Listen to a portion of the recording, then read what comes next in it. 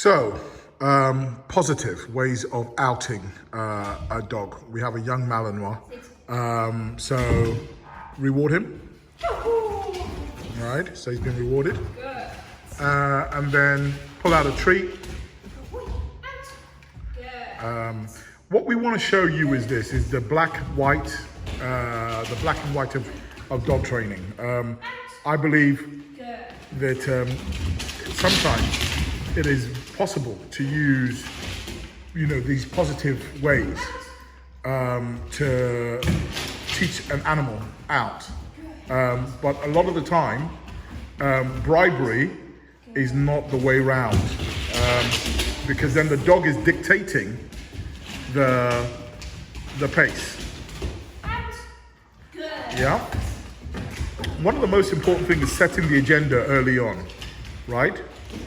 Letting the dog understand the benefits of outing, not just because of safety, but because of the whole training process. If I'm rewarding an animal that won't out, how do I continue to reward him with a reward item like a pad like that, or a bite bar like that? It is so important that they learn to let go in our industry.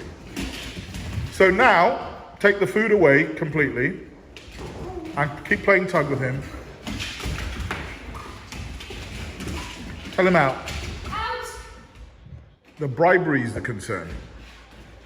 Can you see? Yeah, but he says no. He goes, the deal was to give me food. And there we go. So for me, this is a false reality. Of course, there's the argument that if you do it for long enough, the dog will understand. I believe when I educate the animal and the animal understands what the education's all about and decides not to offer the behavior, an element of compulsion will be applied. This is bribery. The dog is in charge, not the handler. The dog says, I will not give it back. You don't go around carrying sausage all the time in your pocket. So yes, this is how you can do it, positive style. There's going to be a lot of repetition here, and you're going to be constantly bribing and blackmailing the dog to give you the item. So we've got two rewards. So we want the rewards to be of equal size. We don't want a ball. So we don't want to create a preference, right, to an item. We use the same, hold them out again, very similar reward profiles, similar materials, so the dog doesn't create a bias. And again, in the positive concept, what people do is go and reward him. And then when they want him to out, what would you do? Present another one, and you have that as a transfer. All of these processes we know. Yeah, good. And again. Good. Excellent. Now don't present another reward item. We stay locked. So the dog has dictated the pace and said, if you don't give me another item, I don't believe in this. I don't believe in it at all. And we will show you how you can use these as baseline learning processes, but this is not training out. This is just bribing an animal, which doesn't work. Especially animals that have a strong possession for an item.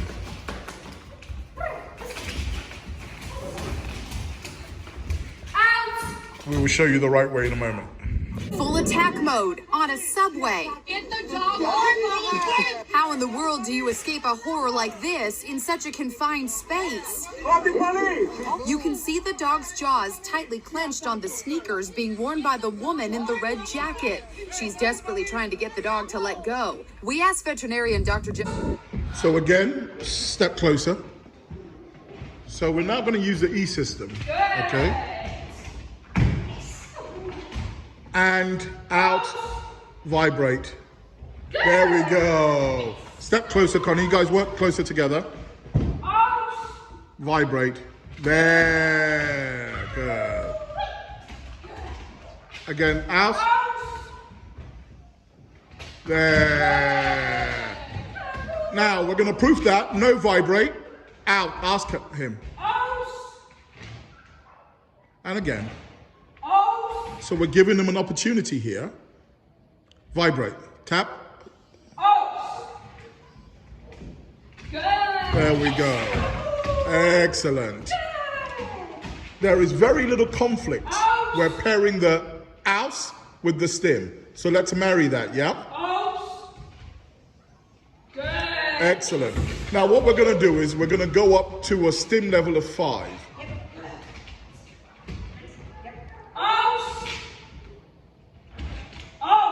You can see that the stem level of 5 had no reaction in relation to a vibrate. And this is what we're trying to educate people. They think that these stem values are so outrageous, but you know, in lower drive, the animal would have reacted to that.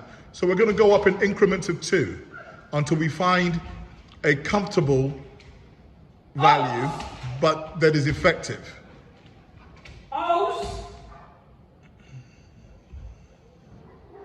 Okay.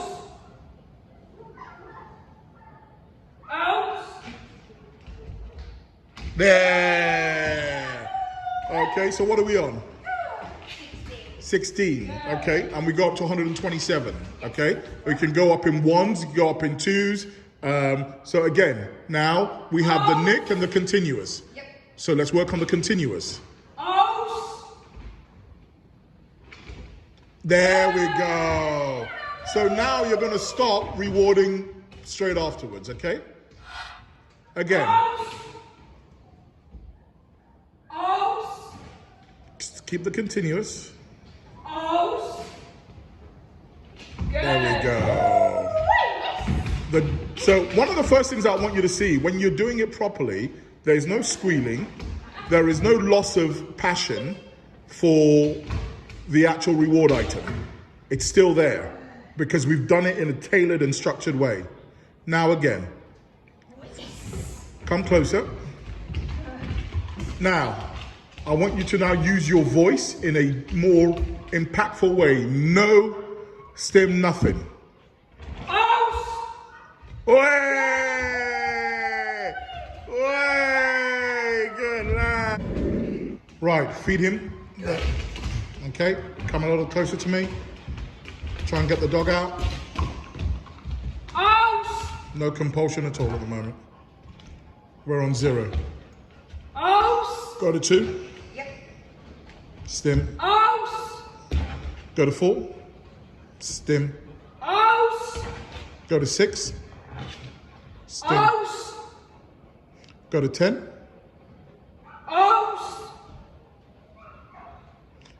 Go to 14. Go to 16. Now just wait. Go to 18.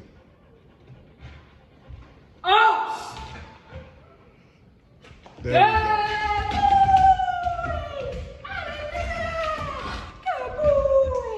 go. Okay, so we're going to be at 18. We're going to reproof that. Again, ask for the out. The most important thing is the timing, right? As she says out, that's when you apply your stem, okay? Let's go. Out. Right. That is very important to start to pair the compulsion with the request.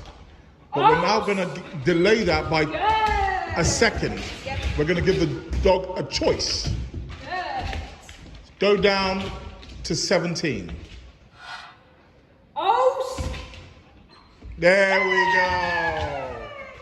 There we go. No stem. Hold it this way so we can see, right?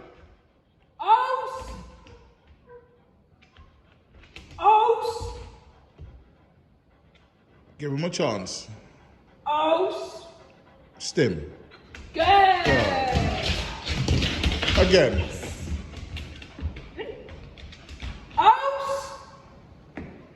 Wait. Good Good boy. Good boy. Okay. Aus. Wait. And you can work on different rules, right? Aus. So we're going to go back to the vibrate here as a pre-memory, a pre-warning. Vibrate. Aus. There we go. And we can escalate it if we need to. Ask him again. So 3 seconds, no out, automatic. Aus. Good. Yeah. So third time, strike. Yep. If he doesn't out now, go back to 18. Aus. Now. Good.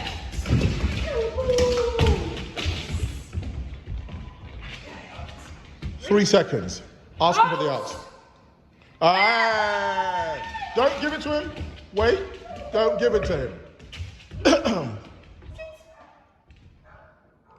And take back control. Reward him now. Good. Attaboy. Ready? Ask it. Aus. Wait for it. Repeat yourself. Aus. Linking the correction with your verbal request is very, very important. Being patient, giving the animal an opportunity to work out, exactly what it thinks we want is also very, very important. Ask for it. Aus. There. Good boy. And again, we're not having any passion lost. Aus. Hey! And this is his first ever lesson in this. So when we do this, for a period of time, look at that. 1 second, we'll see. Wait for him to. Ask him once more. Aus. There we go. So what I want you to do is put the control around your neck so it's very clear you're not using it, right? So what you're going to do now, you're going to change the pitch in your voice. We ask for it politely, then now you ask for it forcefully. But you're going to start with the forceful tone. We've linked the compulsion to your voice, and let's see whether that is a understanding from the dog. So, ask for the out, but mean it. Aus. And again. Aus. Look at that. Wonderful. This is Levi's first training session for the out, and he's doing incredibly well. Why do I prefer the alpha status in outing an animal? I believe in the absoluteness of out, especially with dogs like this. If we're dealing with Bichon Frise and Labradoodles and etc., them not outing doesn't have as much of a implication. Remember, your dog could accidentally grab hold of the postman, and you need to get it to stop immediately without bribing. Out is always out. Stand there. Let's see that you're not tampering with the. Move this way. Yep. Now we can see. Yep. Aus. Good. In a very short period of time, we have Aus. Good. now outs with no reward. Aus. With no reward. Change the value, the tone, mean it. Aus. Good boy. Wait. Ask for a behavior. Sit. That's it. Good. Oh, good lad. So without the outs, we can't continue. Out means out. And that's his first ever session. Wow. Good. That is really good. Bravo. So the next thing that people would say to us is, oh my God, you've used an E system. You've punished the dog. There's no engagement. The dog doesn't want to work with the handler. The dog doesn't, appreciate the handler. Or if you take the E-collar off, the dog isn't going to offer the behavior. Okay, so the dog is still working with us. The dog is offering behavior, but there is the E-collar on the dog, right? So you're going to take your E-collar off, my love. completely and put it away in your pocket. Okay? Oh, shock horror. Ooh. Shock horror. Wow, the dog is still engaged with you? No way. But you've just fried it, haven't you? Oh, you must have switched the dog, Connie. It's another, it's another animal. You know, working dogs like this appreciate leadership, discipline, structure, clear communication, consequence, but all done relatively. You know, trying to work with a young animal like this and starting on 127, of course, that is a barbaric way to train. But that dog, this young dog, could be hanging off the back end of a farmer's lamb and then get shot. You know, because it doesn't want to let go when we've asked it to. You know, your dog can also be classed as dangerously out of control because, you know, it's been terrorizing the neighborhood, snatching, you know, BMXs off the street and footballs and harassing people with cricket bats, etc. Control, compliance, key. And when it's done perfectly, you have no issue with the canine. Now, the interesting thing is, it was Leanne that was playing with a reward item a moment ago. We're going to bring out a reward item again. We have no e-collar, and you're going to go through that exercise. A totally different one now. Yep. So come. There's no e-collar on the dog. Come to me. Good boy. Good boy. So now you can out the dog. Sit. Aus. That's the first thing we need. Before we can switch from food to toy, if we can't get where's the e-collar? Training aids. Don't let the rhetoric fool you. Good boy. Excellent. Good boy.